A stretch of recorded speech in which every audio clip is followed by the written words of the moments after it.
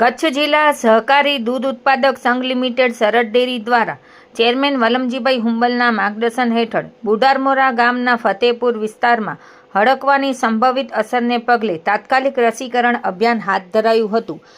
હડકાયેલા પશુના સંપર્કમાં આવતા કેટલાક દૂધાળા પશુઓમાં લક્ષણો જોવા મળ્યા હતા અને 7 થી 8 પશુઓના મૃત્યુ થયા હોવાનું સામે આવ્યું હતું.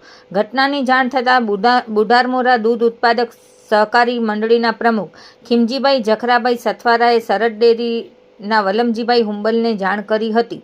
સરહદ ડેરીની વેટરનિટી ટીમના ડોક્ટર ધ્રુવભાઈ અને પશુધન નિરીક્ષક ભરતભાઈ ડાભી તેમજ જિલ્લા પંચાયત કચ્છની પશુ ચિકિત્સક ટીમે સંયુક્ત રીતે સર્વે કરી આજરોજ પ્રિવેન્ટિવ એન્ટી રેબિસ વેક્સિનેશન અભિયાન શરૂ કર્યું હતું. અભિયાન દરમિયાન ગામમાં 700થી વધુ પશુઓનું સફળતાપૂર્વક રસીકરણ કરવામાં આવ્યું હતું. આ કામગીરીથી રેબિસનો ફેલાવો અટકાવવામાં મદદ મળી હોવાનું જણાવાયું છે.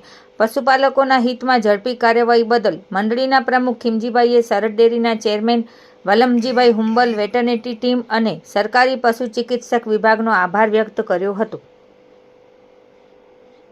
મારું નામ ખીમજીભાઈ જખરાભાઈ સથવારા, બુઢારમોરા મંડળીનો પ્રમુખ છું.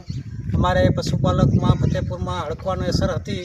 જાણ થતાં અમે સરહદ ડેરીના ડૉક્ટર ધ્રુવભાઈ અને સરકારી ડૉક્ટર અમે વિઝિટમાં આવ્યા. બધી ચેક કરી 7-8 ઢોર મરી ગયા હતા. બાકીના જે પશુપાલક ઢોર હતા બધાને આજ રસીકરણ કરી સરહદ ડેરી અને સરકારી દવાખાનો અને બુઢારમોરા મંડળીના સહયોગથી અમે 700 ઢોરોને રસીકરણ કર્યું છે. તે બદલ સરહદ ડેરીનો, વલમજી સાહેબનો અને સરકારી ડૉક્ટરનો આભાર માનું છું.